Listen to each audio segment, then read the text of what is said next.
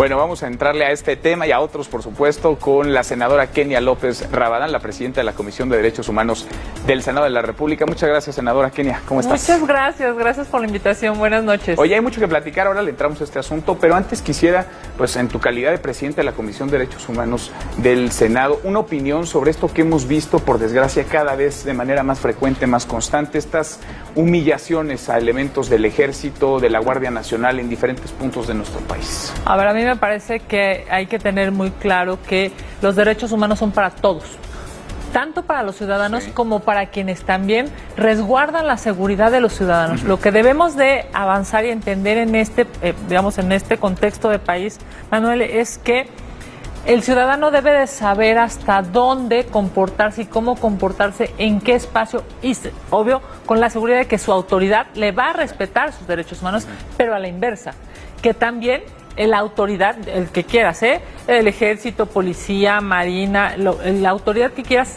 sepa cómo conducirse, cuándo, por ejemplo, detener a una persona, cuándo ocupar un tolete, cuándo desenfundar una pistola, cuándo disparar. Eso se llama uso de la fuerza.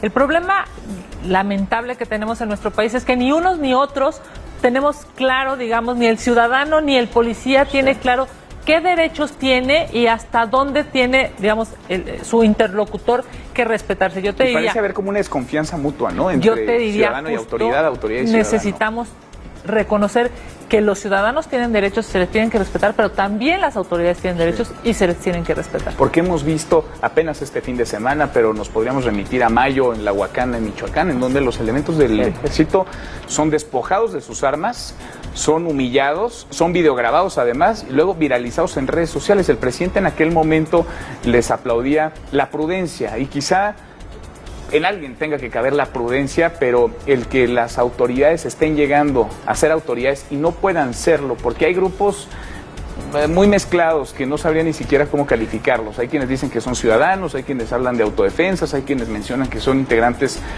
del crimen organizado o ciudadanos movidos por el crimen organizado, que no permiten a la autoridad estar ahí para hacer su trabajo, para dar seguridad, para traer paz a esa región. Es que ese es el problema, digamos, es un Estado de Derecho. Si el ciudadano supiera que la autoridad nunca va a abusar de él, digamos, ¿no? Que al contrario, pues estaría para cuidarlo.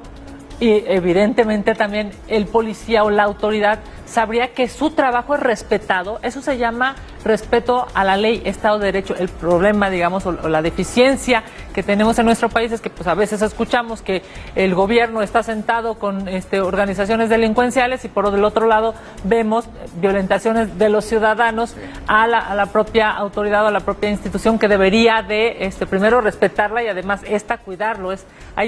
Desafortunadamente hay una tergiversación, digamos, de las facultades y de los derechos de unos y de otros, basados todos en que no hay Estado de Derecho. Se vuelve complicada, ¿no? La defensa de los derechos humanos en un panorama así en donde parece que está muy polarizada la situación, porque yo he leído mucho en redes sociales aquellos que dicen, oigan, dejen a los elementos del Ejército defenderse, no sé hasta dónde sería defenderse, no sé hasta dónde el uso se llama uso de la fuerza, y de hecho está regulado, a la par de, digamos, la modificación en la Constitución de esta nueva figura que se llama Guardia Nacional, que aspiracionalmente los legisladores, pues, queríamos y seguimos seguramente en una lógica de que no sea militar sino civil. También se aprobó una ley de uso de la fuerza, porque tanto la autoridad como el ciudadano debe de saber hasta dónde se llega.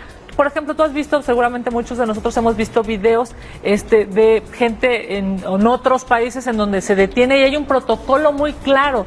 Tú sabes que si hay alguien que te detiene, no, digamos, hay una cierta conducción, llamémosla así, del ciudadano. Aquí en México lo lamentable es que ni unos ni otros, desafortunadamente, lo tenemos claro porque cuando llegas al Ministerio Público porque te retienen, ¿no? Pues entonces a lo mejor el Ministerio Público cae en algún tipo de corrupción, o el juez cae en algún tipo de corrupción, o el policía cae en algún tipo de corrupción. Entonces, eso que hoy se vuelve vicioso, lo que debemos hacer, empezando por los ciudadanos y terminando por las autoridades, es volverlo virtuoso a la luz de, a mí me toca respetar la ley y cuando la violento, bueno, pues tendré que esperar que la autoridad ejerza un protocolo. El problema es que inclusive ni las propias autoridades tienen claro cuál es su modo de operación, digamos. Ni siquiera lo tienen claro o no están debidamente capacitadas. Vamos a entrarle, ¿te parece?, Venga. al tema de la renovación en la presidencia de la Comisión de Derechos Humanos. Tú conduces este proceso, lo deberás conducir desde el Senado. ¿Qué va a ser diferente para defender una institución pues que se necesita, que es autónoma, que es independiente, que se requiere lejos también de las manos de los partidos, de los gobiernos, que se necesita vigorosa, fuerte? ¿Cómo hacer para mantener todo esto que en el papel suena muy fácil, pero que ya en la práctica puede volverse complicado? Bueno, sin duda para la Comisión de Derechos Humanos del Senado de la República, para el Senado mismo, yo te diría para el Congreso de la Unión, lo que sigue para este periodo de sesiones es trascendentalísimo y es la elección del presidente de la CNDH, él o la presidenta de la CNDH. Y primero que nada, pues debo decirte que se va a aprobar por 2/3 partes del Senado. Eso significa que la mayoría, digamos, de Morena no toma la decisión, ni la oposición completa. Toda completa toma la oposición. O sea, un partido por sí solo no le alcanza. Ninguno. Se necesita la conjunción tanto del partido oficial, digamos, del partido mayoritario, como de una gran parte de la oposición para lograr las 2/3 partes. Y eso, pues, me parece que es absolutamente bueno, en positivo, diría yo, para una institución autónoma.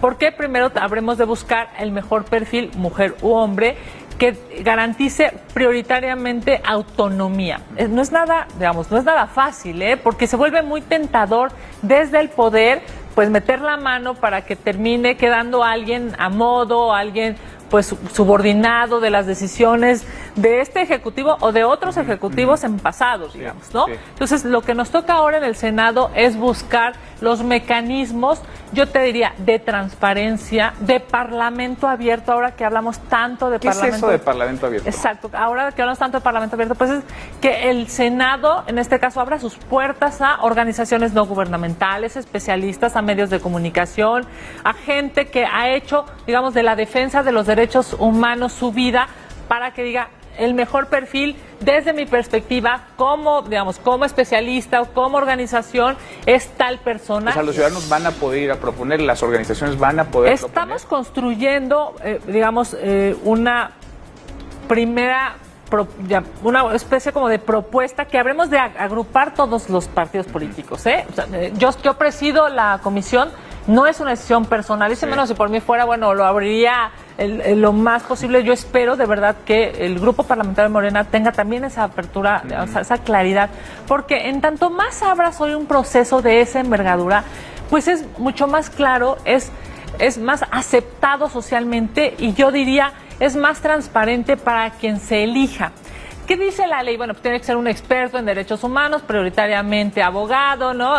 Digamos, con ciertas características legales, pero yo creo que debemos ir más allá, Manuel. Debemos de buscar a una persona que no tenga ni filias, pero tampoco fobias, ¿me explico? Que ni está a favor ni en contra de un gobierno. Exacto, que no sea un subordinado de este gobierno y tampoco que, digamos, que esté absolutamente en contra, porque lo que necesitamos es una persona lo más objetiva posible para prioritariamente defender los derechos humanos de los mexicanos y de las mexicanas. En esta última etapa ha estado en un jaloneo la Comisión Nacional de los Derechos Humanos con, ni siquiera diría el gobierno de la República, con el presidente de la República, con el presidente López Obrador, que ha hecho señalamientos muy duros contra la comisión. Pues mira, es que es evidente que hay como dos visiones, ¿no? Cuando la Comisión Nacional de Derechos Humanos emite una recomendación diciéndote, por ejemplo, que violaste los derechos humanos al eliminar las estancias infantiles o al cambiar las reglas de operación de las estancias infantiles, la CNDH dice hubo una violación de derechos humanos y el gobierno federal se defiende diciendo no, y además no acepto tu recomendación. Yo, por supuesto, si me apuras, en estas dos vertientes, yo estoy en la vertiente clara de que se dejaron a más de 320,000 niños sin la posibilidad de ser cuidados, alimentados, protegidos en una estancia infantil. Porque es además la primera recomendación, pero el presidente ha calificado de cínica a la Comisión. Bueno, mira, déjame decirte, el 10 de diciembre el presidente de este país dijo que aceptar, así literal, abriendo comillas, aceptaré todas las recomendaciones que se emitan, cierro comillas. Evidentemente no es así, porque a la primera recomendación que la CNDH le emitió al gobierno federal, el gobierno federal dijo no. Por cierto, si tú lees la respuesta de por qué dice no, todo es un tinte político, no hay, yo diría, un niño de 1, 2, 3 o 4 años no le importan los partidos políticos. Él lo que quiere es estar cuidado, bien alimentado, protegido, educado, que era lo que hacían las estancias infantiles. Ahora, sí, claro que hay, digamos, dos visiones entre lo que pareciera ser piensa el gobierno federal y la CNDH ha estado públicamente diciendo, y tan clara está, digamos, las posiciones encontradas o distantes, que es la primera vez en la historia de la CNDH que el presidente de la República no lo recibe para darle un informe que, por cierto, mandata la ley. La ley dice no que... estuvo ahí el presidente en la presentación del informe de Raúl González.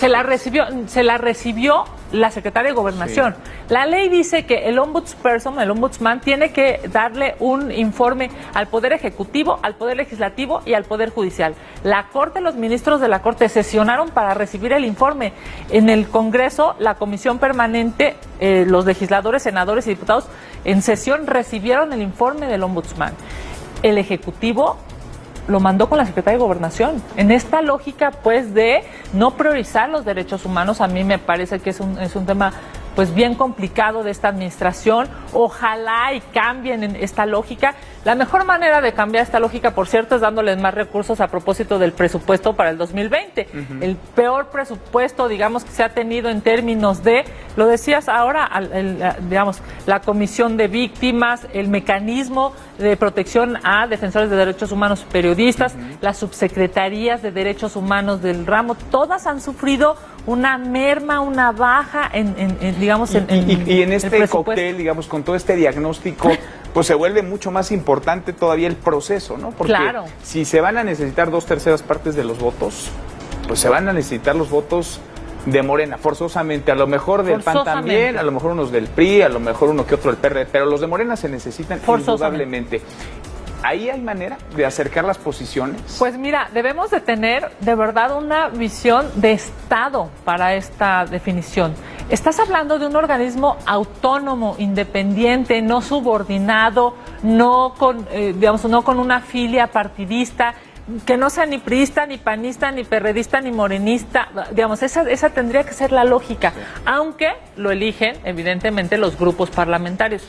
No se ve fácil, pero yo espero que lo logremos, que lo podamos hacer, porque así sea senador de cualquier partido político, la premisa mayor tendría que ser buscar a la mejor persona para que forme, digamos, una lógica de Estado, ¿no? Para que forme parte de un organismo autónomo y que siga siendo eso autónomo, porque va a terminar defendiendo, Manuel, tus derechos, los de las personas que nos están escuchando, los míos y los de todos, sin pensar en si tú tienes o no un partido, porque hay millones de mexicanos que ni partido tienen. Y que les vale, ¿no? Les importa muy poco quién ganó la elección y si es del PRI, del PAN, si ya se cambió de partido 1, 2 o 3 veces. Claro. Sus derechos son sus derechos y es ejercerlos. Exacto, es que haya una institución, una comisión que defienda sus derechos humanos. Y bueno, por cierto, hemos trabajado muchísimo como país para lograr una Comisión Nacional de Derechos Humanos autónoma. Ojalá y continuemos por esa ruta y busquemos, por supuesto, el mejor perfil. ¿Cómo están los tiempos del proceso? Bueno, justamente abrías la nota muy bien diciendo el 15 de noviembre concluye esta administración, presidente. Para ese día tendría que haber ya un nuevo titular. Efectivamente, 30 días hábiles antes, dice la ley, 30 días hábiles antes tendremos que abrir una convocatoria. Mi propuesta, que por cierto agradezco aquí a la producción muy bien consignada en la nota, es que haya un parlamento abierto, que la gente pueda hacer propuestas, ojalá y tengamos una apertura en el Senado, porque hoy lo que necesitamos es una Comisión de Derechos Humanos fortalecida. Ojalá y el legislativo sea verdaderamente independiente, se erija, se demuestre, digamos, que es un poder autónomo al poder ejecutivo y que, por supuesto, yo, digamos, a lo mejor no comparto la visión de derechos humanos que tiene el presidente, pero la respeto, pero que el poder legislativo pueda ser suficientemente autónomo y buscar la mejor ruta para elegir a la mejor persona. Pues ojalá, vamos siguiendo este proceso y lo vamos platicando contigo. Gracias, Kenia, muchas gracias. Gracias. Gracias.